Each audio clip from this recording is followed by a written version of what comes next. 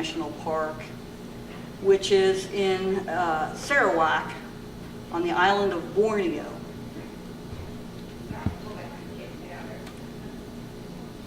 And we decided to stay, instead of in the park, we stayed at a property that just recently had been taken over by Marriott. Basically, those were your only choices. You either stayed at this really nice resort or you stayed in the park, which was actually, they had really nice accommodations too, but we had one person on our tour that had to be careful about what she ate. So our accommodations here included breakfast and dinners. And everything was built up, nice little boardwalk. Previous to going here, I don't know if any of you know Jack Hissong or not, but he was a member of the Greater Cincinnati Grotto for a number of years, did a whole lot with caving and Boy Scouts. He moved to Indianapolis, and just recently, about a year ago, he died. And he was very big into rescue and had a lot of rescue equipment. Prior to going, I had contacted the manager of the park, Brian Clark, and asked him if his rescue team could use some of the equipment. And of course, he said yes. You know, it's very, very difficult for them to get equipment, and it costs them a lot of money to import. They have to pay taxes and stuff on it whenever they order something from out of the country. So we took a whole lot of carabiners and just all kinds of rescue equipment in. So he arranged some really nice trips for us. When we first got there, we took our rescue equipment and we gave it to Brian, and we signed up for just the regular tourist trip to Deer Cave and Lang Cave. And they're actually, some could say they're the same cave. It's a huge entrance, and then there's a smaller entrance right inside that goes into Lang Cave. So they took us through Lang Cave first. And everything's nice, boardwalks. Just big pendants hanging down from the ceiling. So this is a commercial cave, but it's very nicely done, well lit.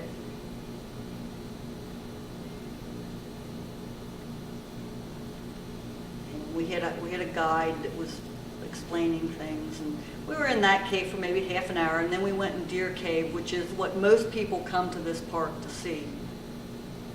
You've probably all seen pictures of it before. It's a huge entrance. Anybody know what that looks like? Everybody's got their Abe Lincoln. Funny thing is that they recognize it as Abe Lincoln.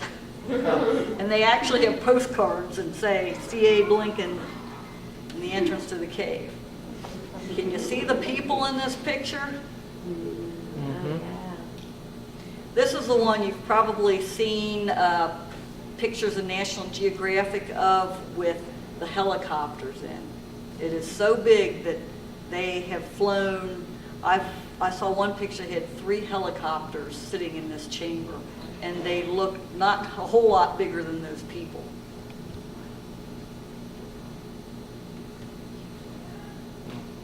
It's just enormous entrance. And where is this?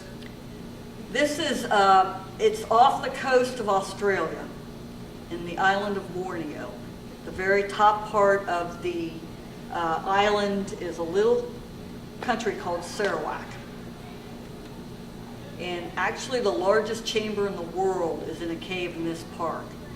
Unfortunately, the day we were going to see it, there was rains at night. It rains all the time there, but they had heavy rains at night, and you have to cross 2 rivers. And if we had gotten another rain, they were afraid we'd be trapped between the rivers, so they refused to take us. This is our group. We had 2 guys from Nashville. Unfortunately for them, they left a day after us, and their flight from Nashville to Hong Kong, or actually they flew same path we did to Dallas-Fort Worth, and then from Dallas-Fort Worth they were supposed to fly to Hong Kong and Hong Kong to Singapore. Oh, my. Well, their flight from Texas to Hong Kong was canceled. Well, it was delayed 23 hours. So they were going to miss all their other series of flights. So they finally managed to get on a flight to London, then had to fly from London to Hong Kong to Singapore. They met up with us in Singapore. We had scheduled a day layover in Singapore so we could go see the bird park. And so they ended up literally getting off of one plane and meeting us just in time to get on the plane from Singapore to Miri. And then from Miri, we stayed overnight and caught the plane into the park, which isn't very comfortable. So, yeah, this chamber was just totally a mess. This is actually the back entrance. When we talked to Brian, he scheduled us with a guide the next day to go back into Deer Cave, but we were allowed, it was not a commercial tour, so we were allowed to go wherever we wanted to in the cave. If we wanted to get off the trail and walk to the far wall, we could do it. We had all morning. The tours for this cave are not scheduled till the afternoon. So we went all the way to the back entrance because the actual tourist trail stopped short of the entrance. And we came out the back entrance, had lunch, and the park for, I believe it was like $4, we pack you a lunch to take caving. Consisted of a sandwich and these red things in his hand are called ramekins, and you open them up and they're kind of like a lychee on the inside. And across the way, you see that kind of dark thing right above the trees? That's Green Cave. And the only way to get up there is by mountain climbing. They did later find that it connected to another cave with an entrance down lower, but for years that cave had not been explored because the entrance was so high and difficult to get to. This is heading back into, oh, this is a pile of guano at the entrance to the cave. The bats come out at night, and of course, as they come out, they defecate, and there's these huge piles of guano build up right inside the entrance. They had to actually build a canopy over part of the walkway because too many visitors were getting sprayed. So the following day, we took a boat ride to Racer Cave. This is one of the dugout canoes. It's the entrance to the cave. Pretty large, had a lot of big formations that hung down. Shortly inside the entrance was a climb. You can kind of see the rope right in the middle. It was just a knotted rope with, their rope was really bad. It was like really old polypro that was all frizzled, and the caves were very slippery off trail. And that's what gives it its name. See the snake at the top of the picture? Wow. And there he is up close. There's actually two of them in this picture. Yeah. And what these racers do is they hang out in these holes, and they're able to sense heat. So as the bats and swifts fly out at night, they can sense them coming, and they pop out of their holes and grab them mid-flight. That's how they feed. There were several rope climbs in this cave. Like I said, the ropes were of poor quality, so it made climbing very difficult.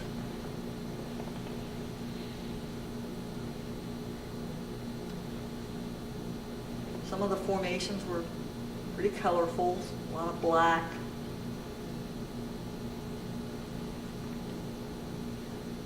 There were weird formations, just really weird shapes. This is a whip scorpion. They're fairly large. They're not poisonous though. They're not really a scorpion. This was a beautiful formation. They call these water spouts, and they look like an elephant's trunk. Water just pours out of them. Kind of like a soda straw on steroids. And most of the time, when we see big formations, they're plugged up in the middle, and these have actually a hollow inside that allows the water to drip through them like a soda straw. This was one of the most beautiful of all the caves we went to, even though it was kind of small. Nice little white, crusty formations. They had these giant bacon draperies at the very back. We had been told we'd have all the time we wanted to take pictures, but they didn't know that we like to take pictures. And it takes a while to take pictures by the time you get flashes out and cameras out and set up. So we were continually late for meeting our boat.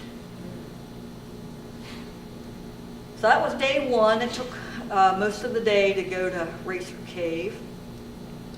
And the next day, we took a boat upstream and we went to the Wind Cave Clearwater connection.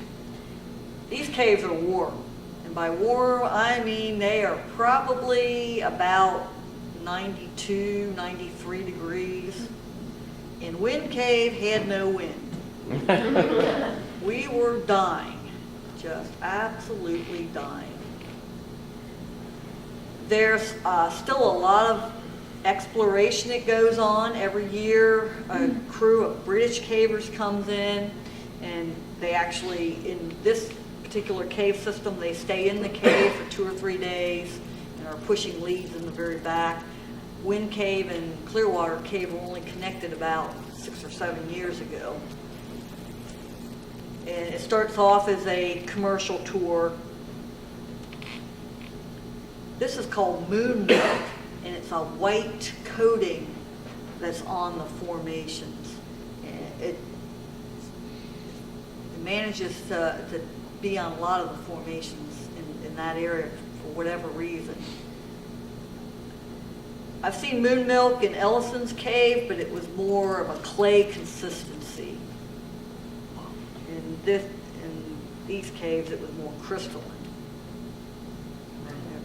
Nice big club formations. Really nice walkways. They get their wood from Vietnam, because I guess they don't want to deforest the island of Sarawak. Black, like oil streaks that came down. This was one of the few areas we actually had to crawl. We had to go through a really tight slot down, I bet 50, 60 feet. And then you started getting into the Clearwater connection. You said oil. What was that? You said oil. Did I hear you correctly?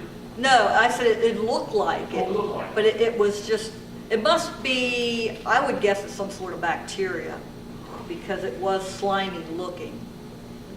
And finally we get to the water, and we're thinking, oh good, I had brought a little floaty thing that I could float out on, and I mean, daggone if the guides don't take us from one side to the other side up all these mud banks. And then when we got out, the guide says, well, it took us about an hour longer than, because most of the groups just swim the river. We were dying. We thought we were just doing what we were supposed to be doing. We love to swim the river. So the next day we went to Stone Horse Cave. There are literally hundreds of caves in this park, and they only have a few of them open. There's a handful that have tourist trails in them, and then there's probably another 10 or so, 10 or 12 that they have adventure caving, and that's what we were doing, was adventure caving. You have to go with a guide, and this was all explained to me when I emailed Brian. There was kind of a They emailed him and said, oh, we'd like to do some exploring. And he sent back this big, long essay on some American cavers that had come there about 10 years ago and decided that they were going exploring and didn't hire any guides. And long story short was that the head of the park got fired and sent back to England immediately. And there is no off-trail caving, and I had to write him an email back and say, we have no intentions of just going out into the jungles and trying to find caves. We realized that we'd be working with guides, and the American cavers actually came back to do some other exploring and were deported. So they've got their names on file, and I'm surprised the NSS didn't report it, but I've never seen it. The big problem in these caves were these things here. They are like a millipede and they sting. And they seem to be everywhere. They are big. About half that size there. Poisonous or just hurt Yeah. really bad? From what I understand, it's poisonous, it's kind of like a scorpion. Not super, super poisonous, but very painful and some poison to them. And they just seem to, another reason not to touch the formations. They seem to be on formations and backs of rocks.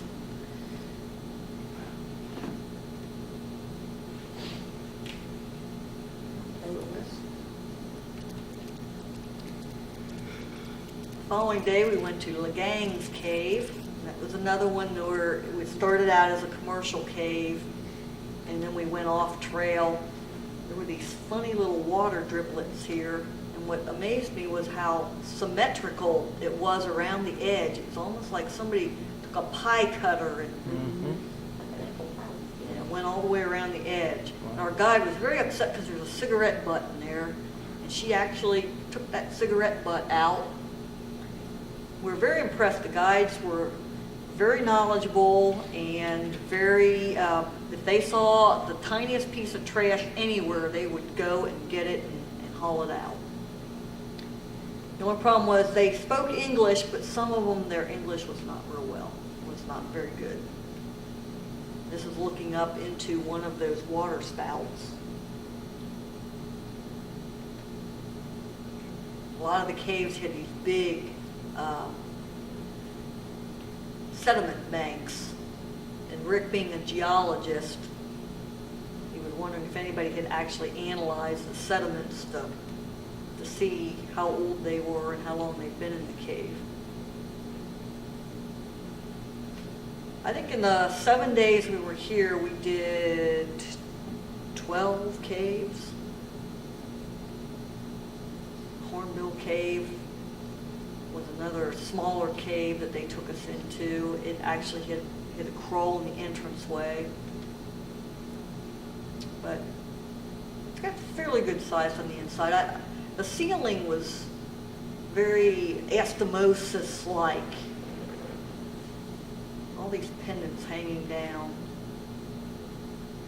Some nice little water in it. Most of the caves we saw were dry. There weren't any pools. Hot and dry. There's another one of these little. You say they're big, how inches big? The biggest ones I saw were about like that. About like. Most of them were about like that. And there were. These are actually threads that hang down. There's a little insect, or not insect, a microorganism that hangs on the bottom of them. Gets food. And this is to show no matter every cave I've ever been in any part of the world, China, wherever, Austria, there is always graffiti. It is just a universal thing, I've come to find out.